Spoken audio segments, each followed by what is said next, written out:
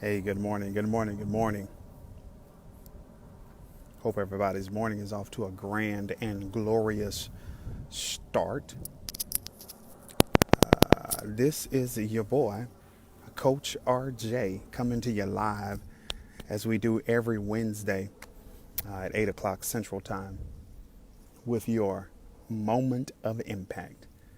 And let me tell you before I even dive in, man, today is such a beautiful day outside. I'm really excited about today. Just to be alive and to be a part of another, man, just literally. If you notice, I'm not even in my office. I try to stay in my office, but today I just had to come outside because the weather outside is just gorgeous. It is just absolutely just, man, really, it really is. And so I thought I'd just come down the street to the park at my house and chat with you guys for a little bit. But hey, you know what today is. Again, it's Wednesday, and it is time for our Moment of Impact, where we do everything in our power to educate, encourage, and empower people to pursue their purpose with passion. And we do that every Wednesday by bringing you some form of message to try to challenge you and encourage you this morning. So again, just so thankful for all of you all who are watching live, but then all of you all who will catch the replay. And if you catch the replay, just hashtag replay. But the only thing I ask is that you, if the video moves you in some form or fashion, just like it, share it. And then always, I'm looking for your comments. But listen, okay, so let's get right to it. Last night was the election. So before you turn off, before you hit quit or whatever, just know this is not going to be about the election this entire time we're here. But listen, the election was last night. And I think one of the things that was very encouraging to me, most of y'all know that I have 5 children. And my 2 oldest, Jayla, she's in college, and my oldest son, Carson, he's in college. And so when my family and I moved to Florida, Raven, Rachel, and Reese, we moved here together along with myself and Shannon. And so the thing that was encouraging to me about the election is that my entire family sat around the television and was watching the results come in.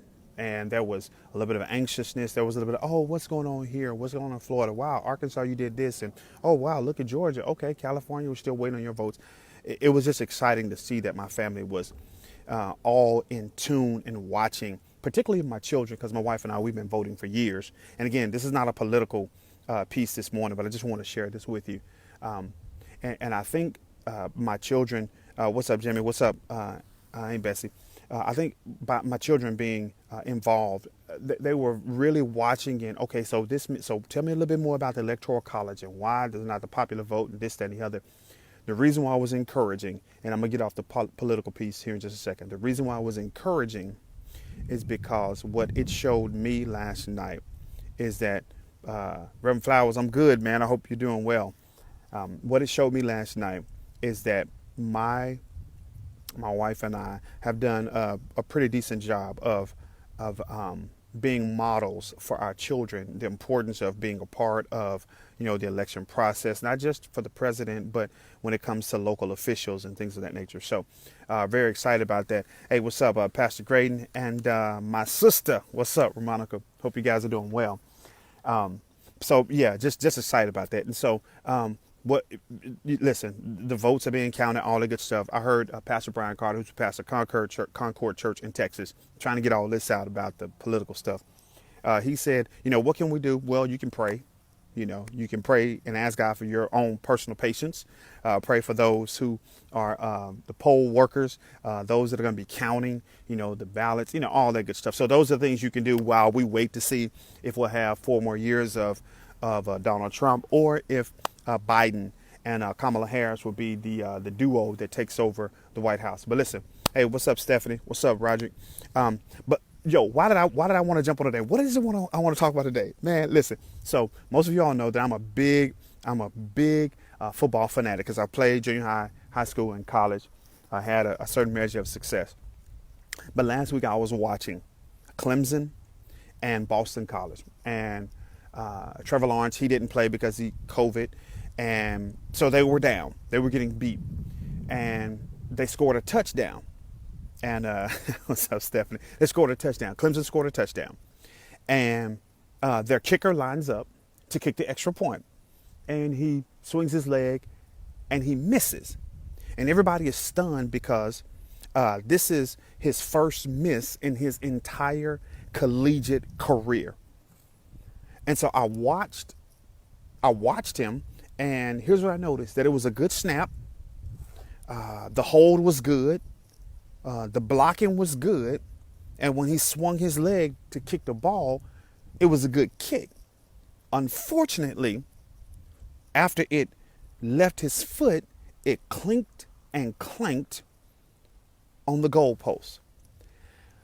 And I'm watching this, and I'm like, okay, so I'm like, what's the deal? Now, most people don't do this, but I'm like, man, what's the deal? Like, it was a good hold, good snap, all that good stuff. Like, what happened? So I rewound it, and I'm looking, and I'm watching this guy. Good hold, good snap, good blocking, good kick. Clink, clank the goalpost, bad results. So I'm like, man, what is the deal? So I rewound it just a little bit further, and I watched, and here's what I discovered. And I hope you guys catch this morning. What I discovered is that his approach seemed to be very casual. Now, this guy has been kicking for years. And so hopefully you guys, it's reestablished. Okay, he's been kicking for years. And so he knows what to do. So it's basically the same routine. But this time, his approach to something that he has been doing all these years was very casual. Now, the average person would not have caught that, but I realized that because this guy took and I hope y'all catch this, he took a casual approach to something that he has been doing for years, it cost him in the end. And here's the lesson that you guys, and I want to deal with this for just a few minutes. The lesson that you guys need to hear me clearly this morning is this. Too many of us are clinking and clanking through life because we're too casual to our approach.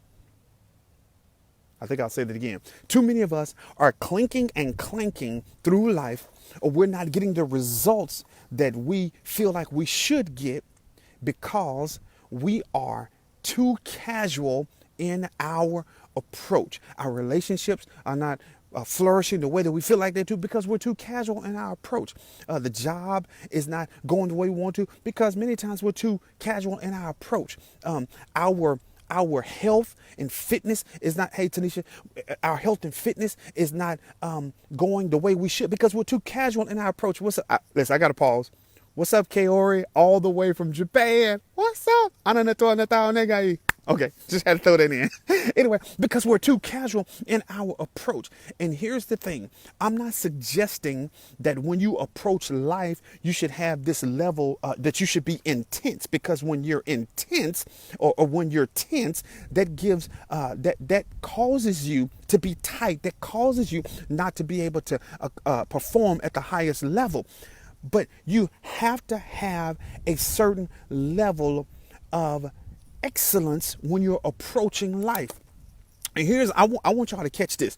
And so what you need to do if you're going to avoid, hey Connie, if you're going to avoid clinking and clanking through life, the first thing you got to do is you got to evaluate your approach.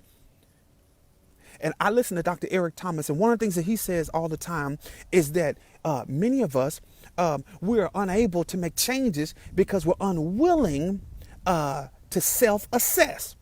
So I want to say it like this. You got to evaluate your approach. How am I approaching? And here's the thing, okay? Don't just evaluate the major things in life, your approach to the major things in life, but it's the small, seemingly insignificant things that you got to evaluate as well, because you cannot underestimate. You cannot, hear me clearly, you cannot underestimate momentum. And just like an avalanche, it doesn't always start large. It starts with a little bit of snow, and then it builds and builds and builds. So what I'm suggesting to you today is that if you want to avoid clinking and clanking through life, the first thing you have to do is you have to evaluate your approach. How am I approaching life? Like when you got up this morning, and you knew what was going on with the election and the votes and things that are being counted and voter suppression and you got Trump supporters here and you got Biden supporters here, how did you get up and approach today? Did you get up and like, oh my gosh, I don't know what's going to happen. Oh my gosh, we supposed to know who's going to be in the White House. Or did you approach, hey, Faye, or did you approach today saying, hey, you know what? I did everything I can do. I cast my vote for the person that I want to be in office. So you have to, first of all, you have to evaluate your approach. But then secondly, let me say this, and I hear this a lot, and I'm going to scoot over here so I can make sure that that sun doesn't get you guys. I'm going to say this. Not only must you evaluate your approach, but then you must operate in excellence. And let me tell you something about excellence, okay?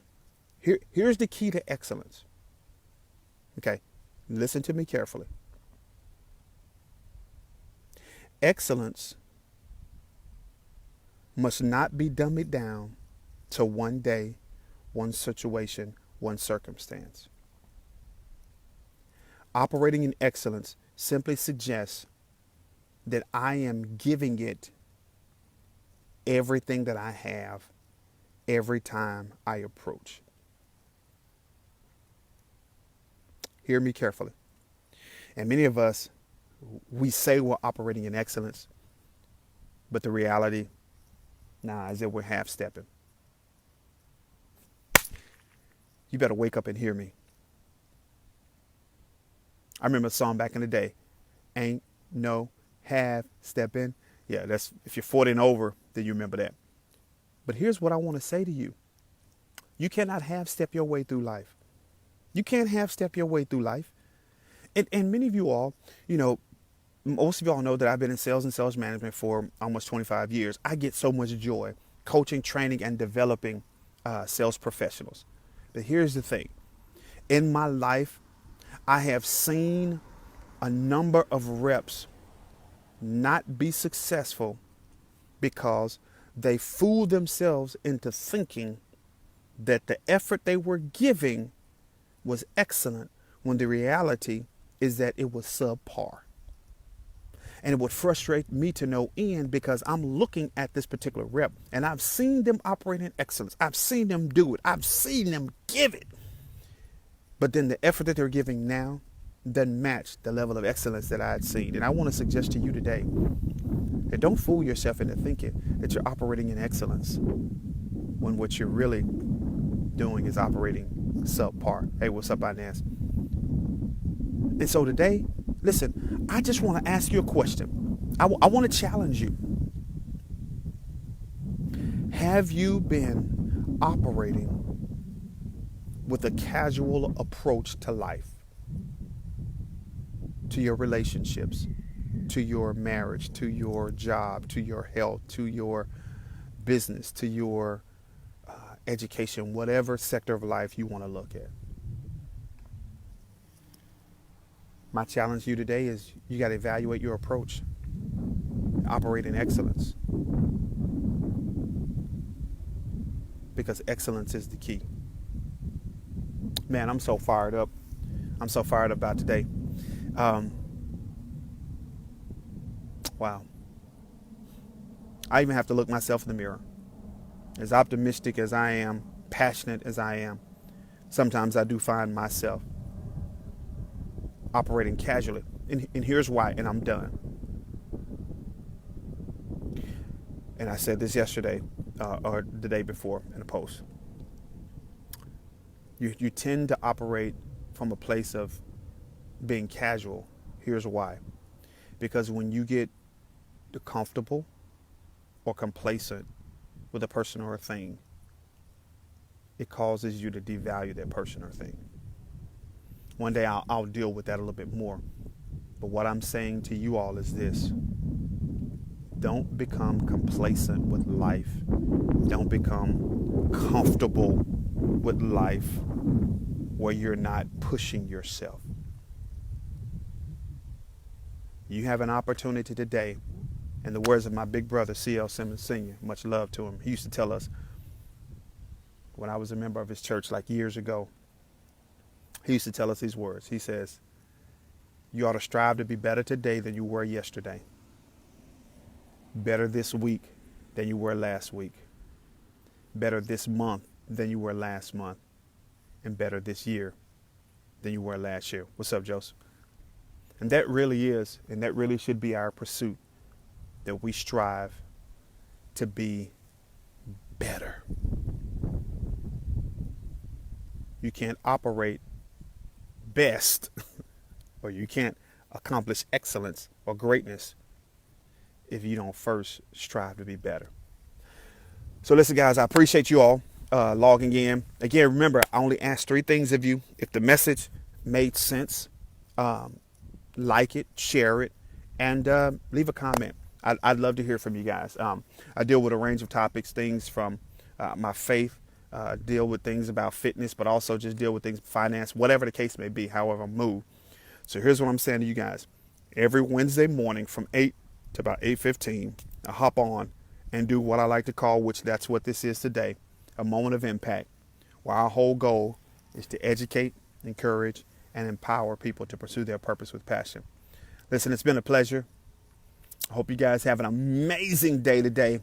And whatever you do, don't approach it casually, but make sure that you approach it with excellence. Love you guys. Have a great day. Take care.